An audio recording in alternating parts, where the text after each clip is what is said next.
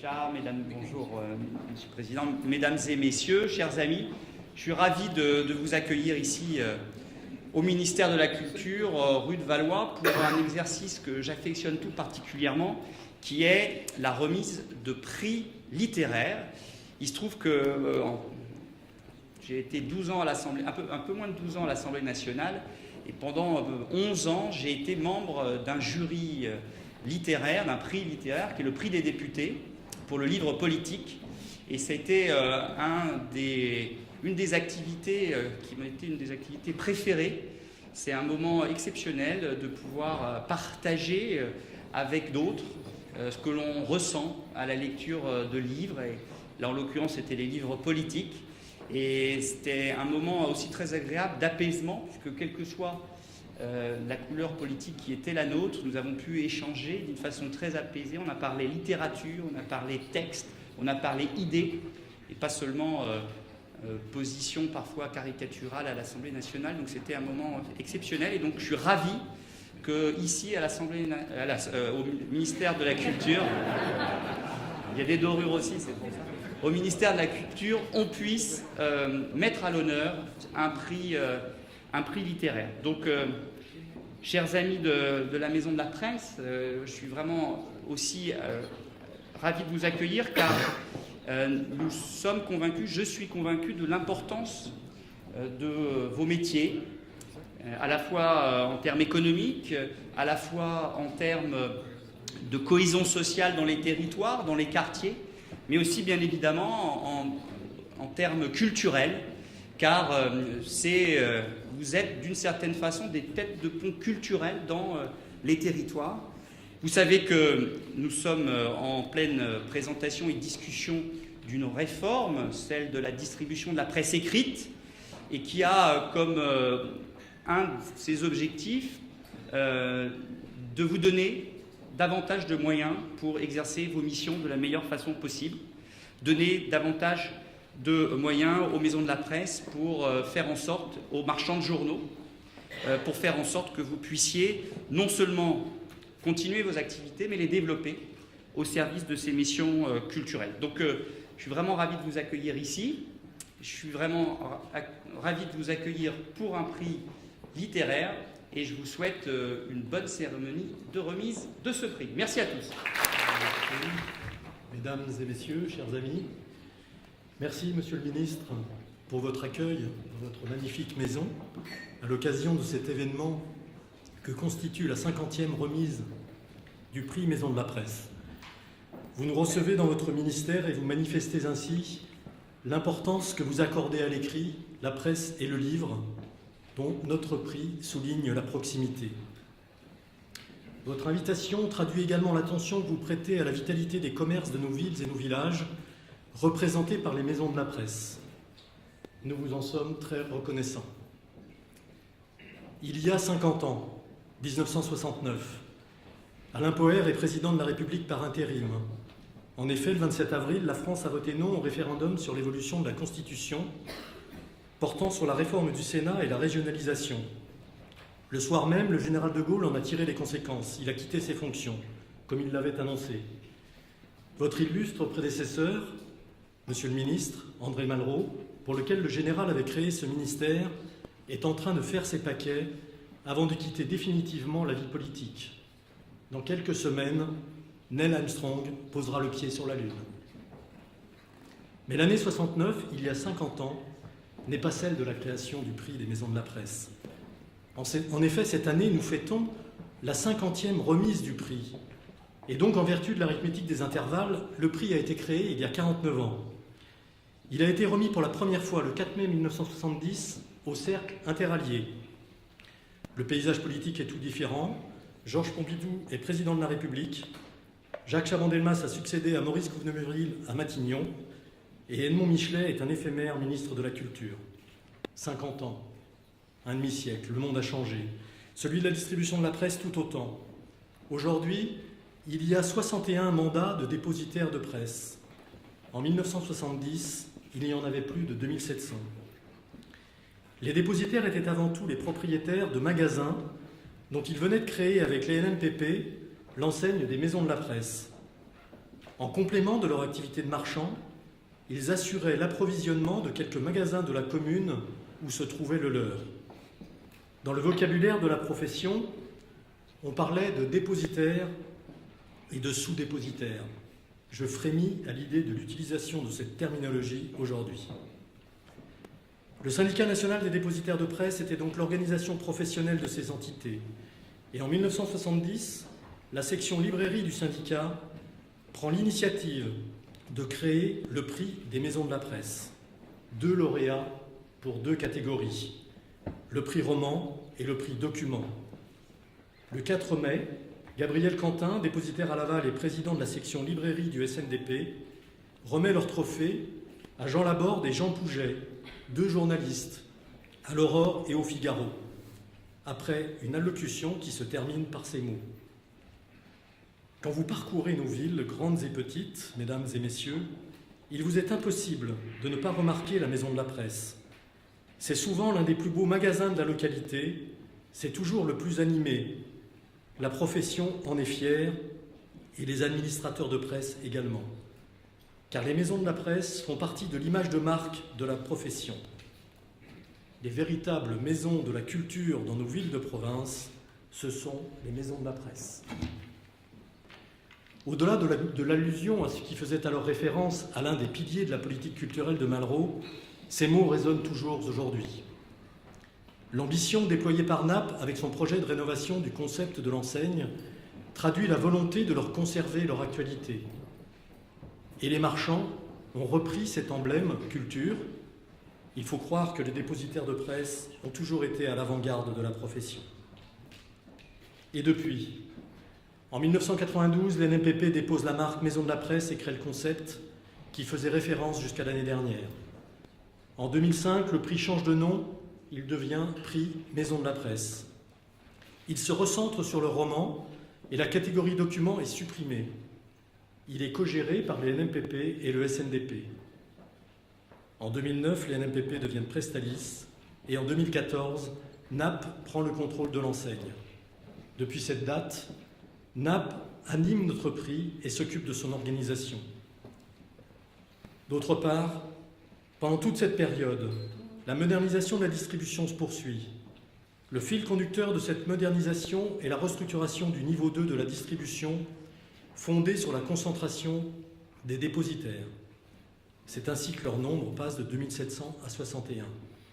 Ceux-ci deviennent des acteurs régionaux dont la triple mission logistique, commerciale et financière entérine leur ancrage dans les territoires.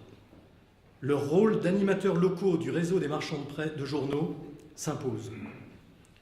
Pour le SNDP, participer à cette aventure annuelle du prix Maison de la Presse, c'est donc s'inscrire dans une histoire longue. C'est rappeler les origines du syndicat des dépositaires et la relation particulière de ses adhérents avec les maisons de la presse, ce cœur de notre réseau presse.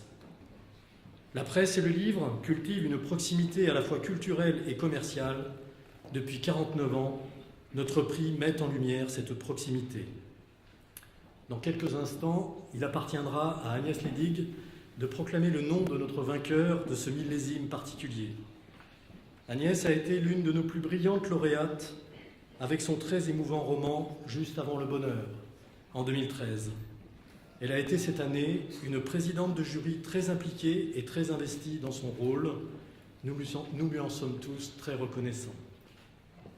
Je terminerai en exprimant notre gratitude à l'endroit de tous les membres du jury, propriétaires de maisons de la presse, venus de tous les horizons, qui ont consacré du temps, mobilisé leurs réflexions et contribué ainsi à ce que le choix de ce soir soit un succès. Tous nos vœux accompagnent les ventes de l'ouvrage de celle ou celui qui va être récompensé dans quelques instants. Je souhaite à chacun d'entre vous une très bonne soirée et je passe le micro à Arnaud Hérol, président de Naples, que je remercie vivement pour l'organisation de cet événement, l'implication de ses équipes et l'invitation à cette soirée. Bonne soirée. Je vous remercie également, Dominique, pour l'organisation et cette co-organisation cinquantenaire. Et je remercie également Monsieur le Ministre et ses équipes pour l'accueil qui nous ont réservé dans ce magnifique lieu. Merci à vous tous, je suis ravi que vous soyez présents ici ce soir. Je remercie également tous les institutionnels, parlementaires qui sont ici, et tous les institutionnels de la profession, que ce soit les gens du monde du livre ou du monde de la presse. Un remerciement tout particulier à notre présidente de cœur ce soir, Madame Agnès Lédy, qui a accepté de présider ce prix 6 ans après avoir été lauréate. Je vais vous parler brièvement de l'enseigne Maison de la Presse. On est des magasins culturels de proximité, on est des commerces inscrits dans les territoires, aux quatre coins du territoire, sur toute la France. On est avant tout la plus grosse enseigne de presse de France, mais on est également la 4e plus grosse enseigne de librairie de l'Hexagone. C'est 1400 magasins répartis de manière complètement homogène et 800 000 clients par jour qui fréquentent nos points de vente. Donc je dis merci à tous les commerçants, vous en avez quelques-uns qui sont ici, pour faire vivre ce réseau et pour être, comme ils le sont, des ambassadeurs au quotidien de la culture. On a une grosse activité culturelle, c'est l'essentiel de notre commerce, et on y est attaché. On a un ADN dans l'enseigne, on a un ADN culturel, notre ADN c'est la littérature, notre ADN c'est l'écrit. Je vais vous parler rapidement du prix. Dominique disait 1970, première date de remise du prix Maison de la Presse. Au début, on récompensait 2 ouvrages. Donc il y avait un roman, mais également un document. Donc le prix était remis à 2 auteurs, ça jusqu'en 2005. À partir de 2005, on a exclusivement récompensé un seul auteur pour un roman. Donc c'est un roman bien sûr de langue française. Et c'est un prix qui n'a pas vocation à récompenser toute une carrière, c'est plutôt un prix qui a vocation à mettre en relief un auteur, c'est-à-dire à nous aider à découvrir la littérature. J'en parlais avec un des membres du jury lors des délibérés. C'est un prix qui se veut populaire. Alors populaire, ça veut dire quoi ? Populaire, ça veut dire qu'il s'adresse à tous. On a 1400 commerçants qui le font découvrir à 800 000 clients. Donc l'idée, c'est vraiment d'avoir un ouvrage qui soit diffusé largement dans tout le territoire. On a eu des auteurs très prestigieux qui ont été récompensés par le passé. Il y a eu René Barjavel, par exemple, Régine Desforges, Amine Malouf, Daniel Penac, plus récemment Michel Bussy, sans oublier Agnès Lédy en 2013. Et il y a également Valérie Perrin, qui est ici ce soir avec nous, qui a été la lauréate l'an dernier pour son livre « Changer l'eau des fleurs ». On a un prix c'est 50 ans d'histoire, c'est 50 ans d'auteur et c'est 50 ans de littérature populaire. Voilà, et nous, ça nous tient à cœur et on est vraiment ravis d'être ici ce soir pour remettre ce prix, ce 50e prix de Maison de la Presse. La composition du jury, donc Madame la Présidente. Je suis vraiment ravi que ce soit vous, ma chère Agnès Lédy, qui remettiez le prix cette année. Vous êtes énormément investis, comme le soulignait Dominique, dans toute l'organisation des délibérés. On a délibéré, c'était le 25 avril dernier, sous la présidence d'Agnès Lédy. Valérie Perrin était également présente à nos côtés. On a également Alexandre Jardin de l'association Lire et Faire Lire qui était présent parmi les membres du jury. Et enfin Baptiste Ligier du magazine Lire, le magazine Lire qui fait découvrir, qui conseille un maximum de lecteurs parmi toutes les nouveautés qu'on peut connaître dans le monde de la littérature. Le prix, c'est aussi des libraires. Au nombre de 25, donc quand je disais certains magasins sont ici présents, ils ont fait partie des membres du jury. On a 25 libraires qui sont un peu l'âme du réseau et qui nous donnent cet ancrage territorial fort. Donc c'est eux, les votants, avec les collaborateurs du groupe, les collaborateurs du SNDP. Et c'est tout ce beau monde, je vais dire, qui a décerné le prix de manière... Alors ça a été parfois animé, comme délibéré. Mais voilà, on est arrivé à avoir un consensus. Donc les ouvrages qui étaient finalistes cette année, on en a reçu à peu près, je ne vais pas dire de bêtises, à peu près 90. Ça c'est au mois de janvier, donc on reçoit 90 romans.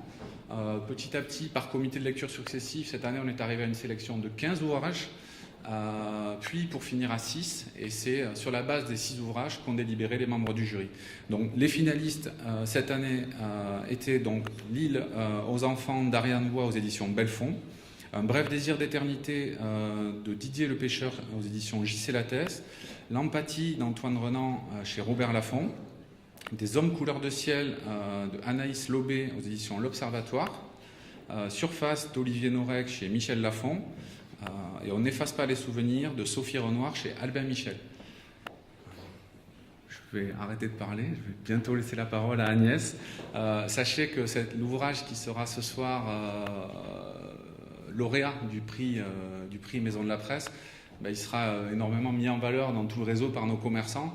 Et je sais pertinemment que tous les commerçants ici présents et les 1400 magasins que représente le réseau plébisciteront le livre et le feront connaître à un maximum de lecteurs. Donc, fin du suspense. Ma chère Agnès, je vous passe la parole.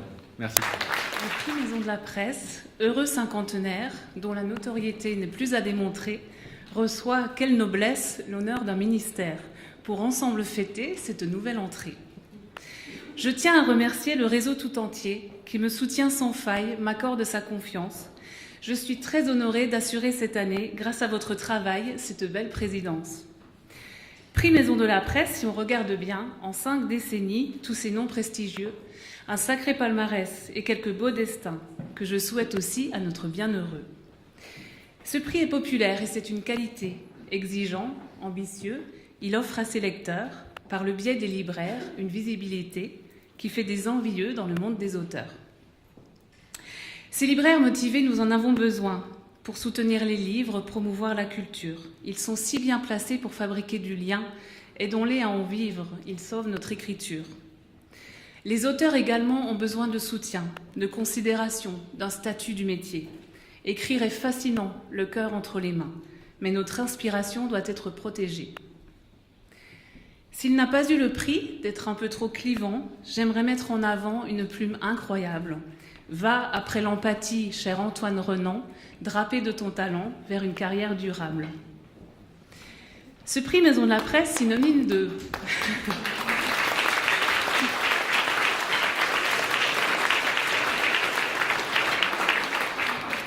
Ce prix Maison de la Presse, synonyme de prouesse, celle d'avoir réuni un aussi grand jury.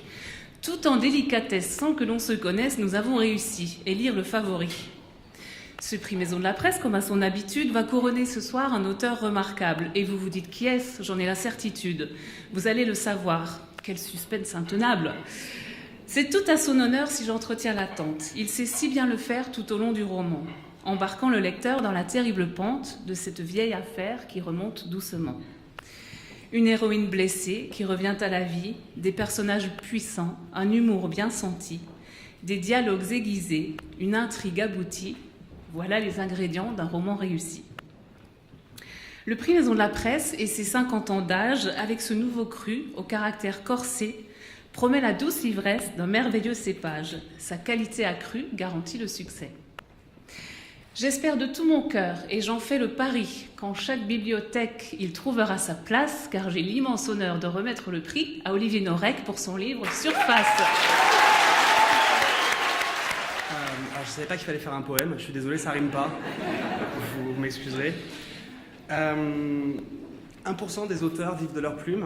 Alors à mon tour, je voudrais remercier Monsieur le Ministre pour tout le travail formidable, je le sais, que vous allez faire pour la défense de cette espèce en voie de disparition que sont les auteurs. Merci beaucoup.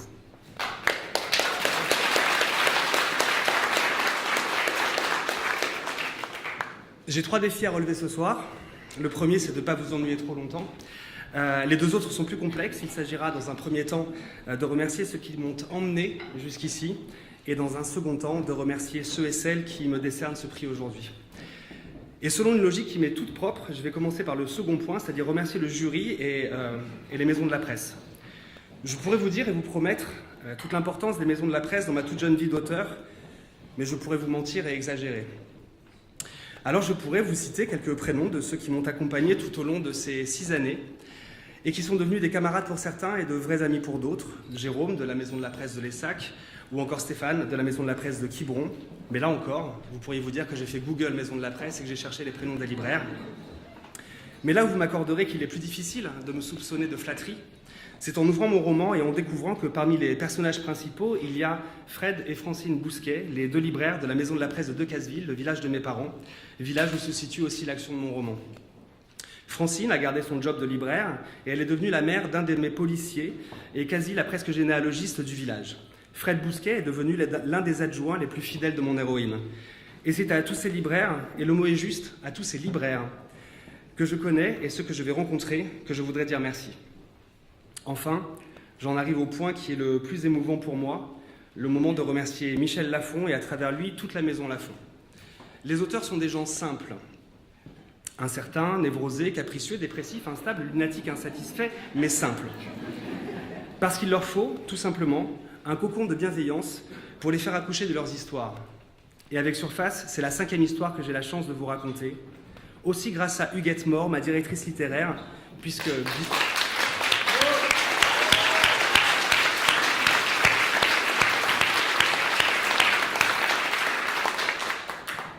Aussi grâce à Huguette Mort, disais-je, ma directrice littéraire, puisque bien orgueilleuse serait l'auteur qui prétendrait finir un bouquin sans sa directrice littéraire. Je t'aime, Huguette.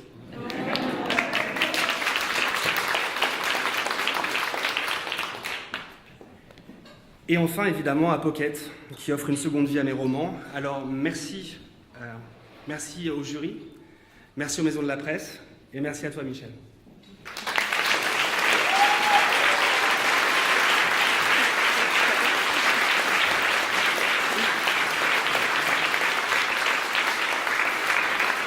Il va avoir une ribambelle de dédicaces à faire, donc c'est un petit présent de la part des maisons de la presse. Merci beaucoup.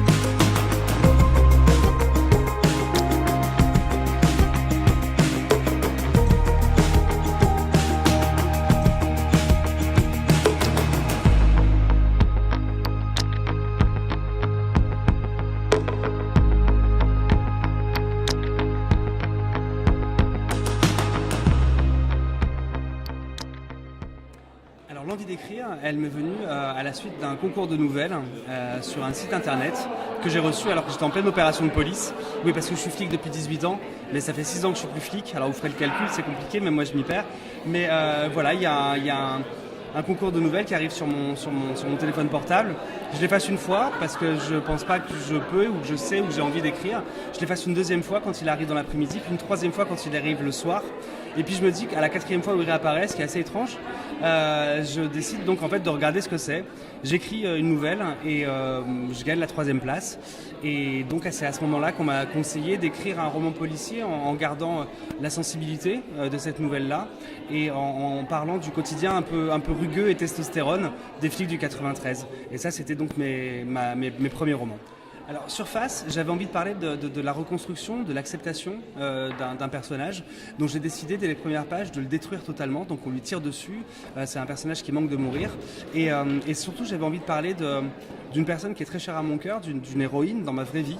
Elle s'appelle Babette, elle est flic, elle a manqué de mourir pendant une opération de police, elle a subi de nombreuses opérations chirurgicales pour se reconstruire, et aujourd'hui elle fait partie d'un groupe d'élite de la police judiciaire.